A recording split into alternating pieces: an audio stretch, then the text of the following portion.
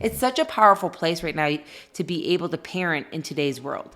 I mean, to really be able to dive in with your kids and move forward in a world that needs it most.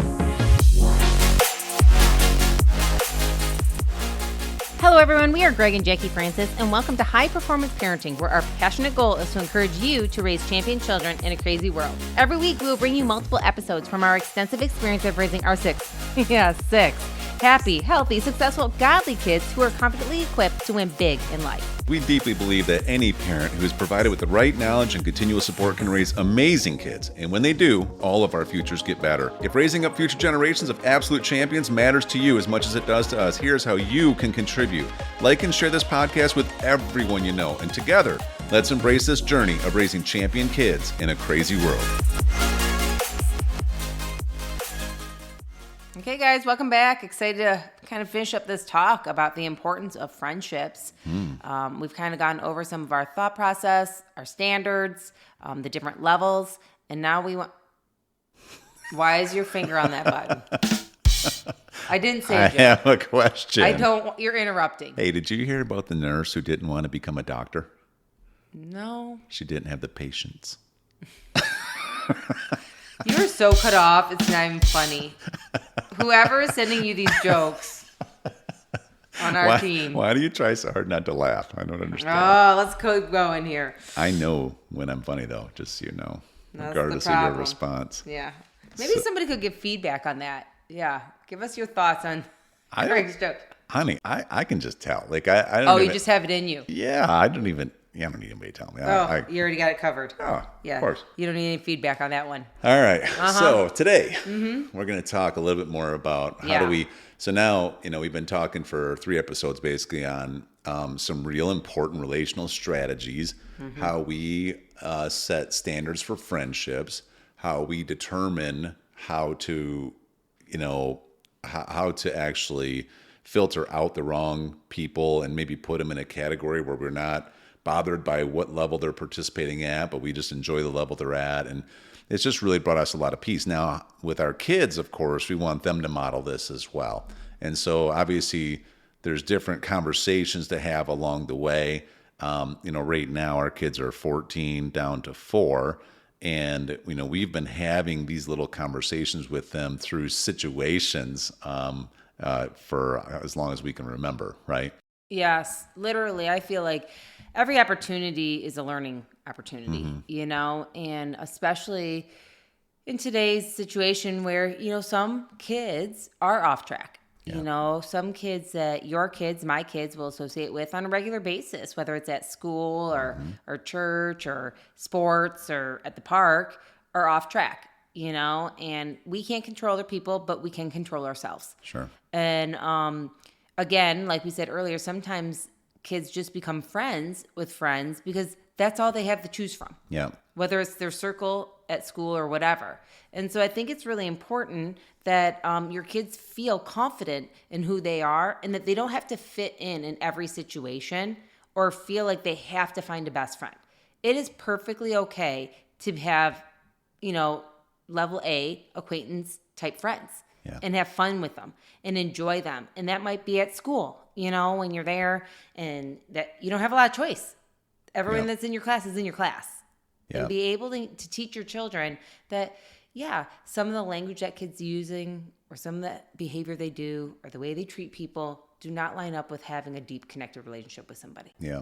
Yeah, so it's a lot of situations we have to just kind of address along the way, but there's a foundation with it, right? And we've taken a lot of time to explain this and then re-explain it as they've gotten a little older and re-explain as they've gotten a little bit older again. Situations have happened more and more. And they have happened. But it's all started, I remember us sitting on a couch the first day we started teaching this to our kids. We started teaching about what the difference is in different categories of friendships, and of course we've built into our kids that, our immediate family, that's like whatever you want to call it, category D for deepest. You want to call it a level 4 category. I don't even know what you want to call it, but it is a really unique thing, dynamic in our family where it is we've taught our kids how to be best friends with each other, how to be best friends with mom and dad. Doesn't mean we're not mom and dad also. It just means that's our standard. And so this is the number one place that we invest into each other's relationships. So we have to handle all of these standards we're talking about. We expect it out of each other in our family. We expect everybody to not be lazy. We expect everybody to, be responsible, to be accountable to each other, to have dreams, to forgive, to all the things that we talked about. Like, that's the first level, and we've had to build that in, right? Right. I would agree with that. And maybe you're sitting up there and you're like, oh, well, I mean, they have 6 kids. So gosh, they have a lot of friends to choose from. I only have 2, or there's a big age gap, or I only have 1 child, or something like that. And all I can tell you is, again, it starts with the family unit. You know what I mean? Our 14-year-olds are deeply connected to our 4-year-old, even though there's a large gap there. Yep. And also, we have seen so many times where family is extended a little bit. A cousin can be one of the closest friendships that, a family member has if they're an only child, or a selected special person for that. Knowing that, it starts with, though, the standards of what you want in your family. And as we've taught it to our kids, they have embraced it. In fact, I will tell you, they actually were like, this makes so much sense. So like when we're in a situation and we're trying to force a relationship and it's not working, oh, well, that's not supposed to be like this. My best friends are at home, so it's okay just to have fun and not feel the pressure to go any deeper right now. Or sometimes they're like, hey, these people are pretty connected to us. Could we spend more time with them, mom and dad, like you've told us? Right. Can we help pour into them? Right. So it's like, when we had the kids in the private Montessori school for a while, and that was one of their first major exposures to daily different, associations. And how many times did we on a weekly basis really come home and like, okay, so tell us what's going on. Talk to us about this. We just have our little team meeting time, and, we just open up conversations, and, all the kids saw things differently. Some kids were super sensitive to somebody doing something that they didn't think was right. Some kids were like, it wasn't really that big of a deal. It didn't really bother me. Some kids were having bad dreams about it. Everybody was kind of interpreting things differently. So it gave us a chance to really have a lot of these conversations. But, so without going into specific details about all of them, the reality was, because we established a lot of this list for us so deeply, and we lived by it, that this was our reference point, so that's kind of the point I keep making. So if I'm talking to my kids when they're in their mid-20s and starting to have their own family, it's like, I want to make sure that they all have this kind of a list. They have their standards, and so they have a reference point. And then don't assume that you can't have these conversations with someone who's 5 or 6 years old, because you have to talk at their level, but they're smarter than you think. Well, and just to give some examples, I remember specifically our young girls coming home in whatever, 2nd, 3rd grade, something like that, and be like, Mom, so-and-so has been my friend for the last month. We've been having lunch together. We've been sitting next to each other. We've been playing at recess with each other. And today she said, I'm not her friend anymore because so-and-so showed up, or so-and-so had a better situation for them to go hang out with, or they had so many play dates together. I'm not her best friend anymore. So-and-so's her best friend. Right. And, it's really hard for a 2nd and 3rd grader to understand. Especially when we build it in our household, like, no, we work to be best friends. That's right. And now they just got cut off. Somebody else just said, sorry, out of here. And it was really hard on them. Yeah. And I remember talking to the girls and reminding them and saying, let's go back and discuss what our standards are. What are your standards for a friend? First of all, if a friend can do that to you, apparently you cared more about the friendship than they did already. Another question is why did you think she was your best friend? Oh, well, she ate with me and she played with me. Okay, but, do you have anything else in common besides just daily school stuff? You know what I mean? Does she like what you like? You know what I mean? As far as activities. Right. As far as the way you treat people. Yeah. Does it's she almost communicate like effectively? It's almost like kind of on a simple level. Here's some standards you might want to think through. Do you want someone who's just nice? Right? Or, how many times I can't remember the kids would be like, literally, I thought they were my best friend, and then they told that guy I liked him, and I was embarrassed. And I would be like, okay, well, that person probably shouldn't have done that, but they didn't care enough about your feelings when you asked them not to do so maybe one of your something. standards is someone who won't embarrass you. Yep. Right? Because they're looking out for you. Right.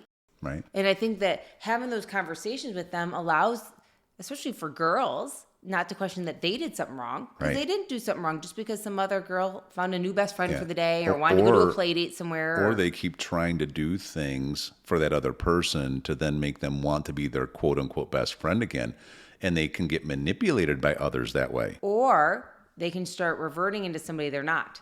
Right. Which also happened in our situation, that the more they hung around with some people and they wanted to fit in so badly, they started changing who they were to fit in with the wrong people anyways. That's right. Yep. And then they'd come home and feel bad about it for the day, but then didn't know what to do about it the next day. Right. You know, because kids so want to fit in, similar to how adults do. Yeah, it's built into us. And so having these conversations and again explaining to them that, you know, honestly, let's go back to what you want in a friend. It's okay to have acquaintances. It's okay to have level A friends, honey. Yeah. That doesn't mean we have to spill everything. We don't have to, you know, drop everything. We don't, you know, and I think that then teaches our kids that, well, what comes first is the family unit too. Right. So when mom and dad say, hey, that play date's not going to happen today. Yeah. We have stuff that we want to do as a family, or, you know what? It's okay to play with that person here, but we're not going to go to the next level. We can come back to what friendship standards are, and the kids don't think it's mom and dad being mean. It's mom and dad just like working through what we've already decided. Yeah, and then we had the situations with you know, some of the kids having different dynamics between each other when other people would get involved, you know. So it's like, oh well, you know, I want to go play with whoever, Bella, but then that one friend didn't want Abby to come along, let's say, and we had to really help work through that too, right? Yeah, definitely. I mean, again, we're in the unique situation where our first three are pretty much the same age. Yeah, they're like triplets. Yeah, I mean, they're pretty much the same age. And so, you know, for us, again, you're not going to sit there and say, well, I don't like Bella that much. I'm going to go hang out with Abby. Yeah. And that's just not how we do things. Because at our house, again, because we're such servers and givers, we wouldn't do that kind of thing. So our standard would never be, you can't bring your sister along. Right. Or your brother's not able to come over. It's like our standard between us. Our friends are going to be, quote unquote, our friends. Right. Right. You're going to show respect to the people who are our true best friends. And then what to do in those situations, it's whoever it may be says, no, I don't want to play with Abby. What's Bella's response? Well, then I guess we're not going to play together either. Yeah. Because I play with my sister, and if that's a problem, I'm just going to go with my sister. Yeah. But we had to teach our kids that, because you would assume they would know this stuff, but they too want to fit in. Yeah. You know, and again, it's all the dynamics in today's world. And then I will just tell you, if and when I got questioned by this sometimes, because sometimes parents would call me and be like, hey, my daughter said that Bella doesn't want to come over for a play date. I just wanted to check, was there something going on? And I would say, well, from Bella's perspective, what she told me, and I believe her, is that your daughter didn't want to invite my other daughter over. Now, maybe you have a limit on how many people can come over for a play date, and that's your standard, but in our standard, we don't do that kind of stuff. And I would have to explain that our standard is we include all of us, or it probably isn't going to work out for us. Right. Because we just don't exclude people in our family. Yeah. And I'll tell you, sometimes the mom would be like, wow, I'd never even thought about this. Thanks for telling me. In fact, we would love all your kids over. Like, let's figure this out. And some of them would just be like, well, we only let one person at a time. And if my daughter doesn't want to play with all of your kids, I don't see why I should have to. Sure. I'd be like, and that's okay too. Yeah. So it's just not a fit, and it's okay. And that's okay. But then to come back to the kids and be honest with them about it, and just say, you know what, they just have a standard where they don't agree with ours. Right. And that's okay too. Right. So it's so important to walk through this with your kids, because otherwise they think they're doing something wrong. And they start questioning themselves, and they don't understand their own worth. And we all can remember times in school that we felt ostracized, not part of the inner crowd, didn't know where we belonged. I've had more moms ask, what do you do when your daughter, just doesn't feel like she fits in? Yeah. And I try to explain to them, I'm not trying to have my daughters fit in everywhere. Yeah. I want my daughters to be shining in their own light, not trying to fit in somebody else's box. We're not made to fit in. We're made to stand out. And that's part of raising champion kids in a crazy world, because, the word says be in the world, but not of the world. And here we are. We're doing a lot of stuff that's against normal. And of course, because of that, you're going to deal with persecution / criticism. And most people don't understand how we do things. But at the same time, we just were very prayerful about this. And, I think about it sometimes. I mean, I'm we grew up in a family of 5, right? Of course, my oldest sister passed before I was born, so it was 4 of us. Okay. And I remember even as a kid, just wishing that my family was closer. Like I remember always wishing it. I always wished that people would look out for me more. I wish I was a youngest. I wish that somebody would just kind of have my back a little bit, but it wasn't like that. It wasn't, and it was never taught. It was never like reinforced. So I remember I was just floating, trying to figure out how to fit in anywhere, and honestly didn't even really know how to create other friends, because in my mind I always thought, well, if I can't even be close to my siblings, how is anybody else going to ever want me to be close to them, and how would they ever have my back? They're not even family. And it really created a lack of confidence in me. So everything that we're doing, with how much we really push for our family to really be together and to have each other's back, and we maintain our standards with each other. I just think there's so much power in it. There's so much power in investing in that, because I think about how secure our kids are overall. And of course, we're navigating different situations where they're introducing different friends in their life now. But part of this too, though, hun, this is so cool. Just thinking about this is how we've created this. There's been a lot of places where we've lived or have been. And quite frankly, our kids didn't fit in real well in these atmospheres. So it kind of challenged us too. If we're going to have this kind of high standards, we better position ourselves in places where there's the right quality, people with the right kind of characteristics that our kids can actually become great friends with, right? Yeah, I think that, you definitely have to take responsibility, for your tribe. And if your friends are not the type of friends that you want to go deep with, then how can your kids have friends that they want to go deep with? Yeah. Because they're only learning, again, from what we do. So if you're sitting out there today and you're thinking, gosh, we have never done standards. Oh my gosh, I don't think I've even talked to my kids about this.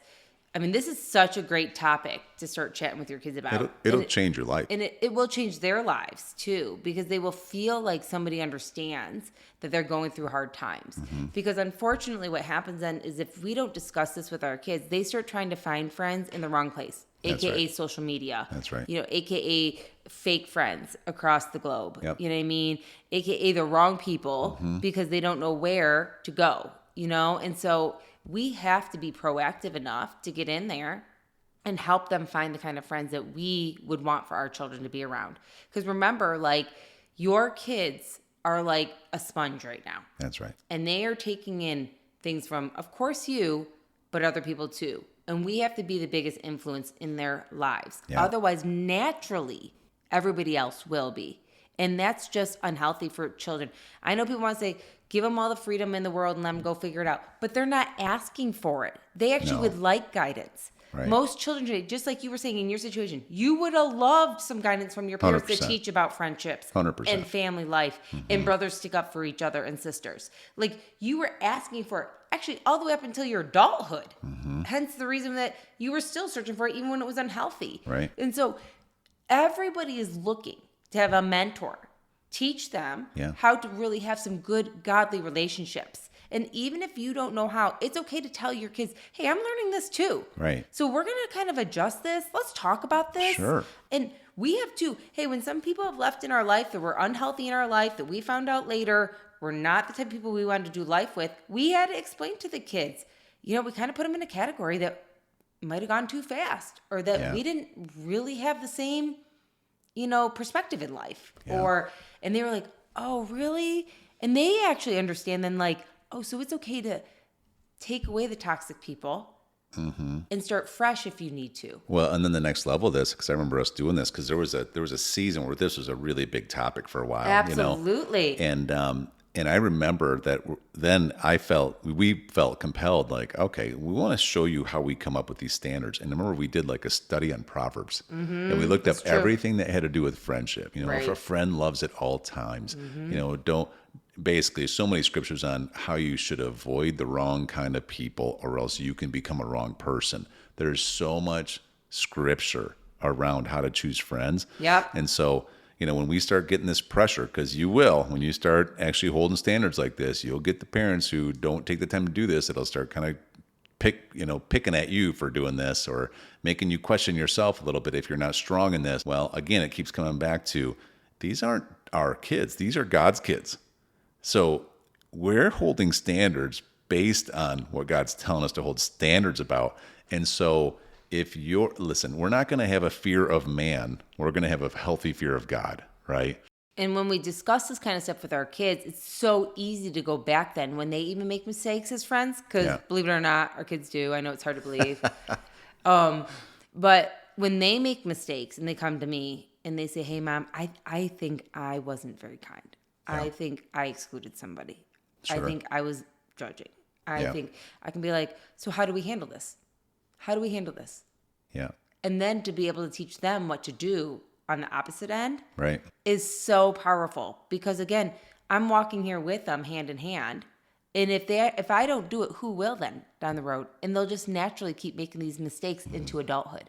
It's such a powerful place right now to be able to parent in today's world. I mean, to really be able to dive in with your kids and move forward in a world that needs it most. Yeah, we're out of time. But by the way, you look really cute. Oh. You get a little tank top on. You keep flexing your muscles. Well, I just worked out. I look all red. You look great. Oh, I appreciate you. Yeah. I think this is G-rated. We better turn it off. Okay. Smelling. Ah, that's you. That's so you. It might actually be. All right, guys. See you next time. Hey, everyone. Thanks for listening, and thanks for your love and support. We hope that today's episode added tremendous value to you and your family. It would mean so much to us if you would partner with us on our mission of helping parents around the globe raise champion children in this crazy world. To do so, simply take a moment to like and share this podcast with everyone in your network. And we have great news. You get more of us. You can expect new episodes every Monday, Wednesday, and Friday morning. So be sure to consistently tune in with us and enjoy our show. See you next time.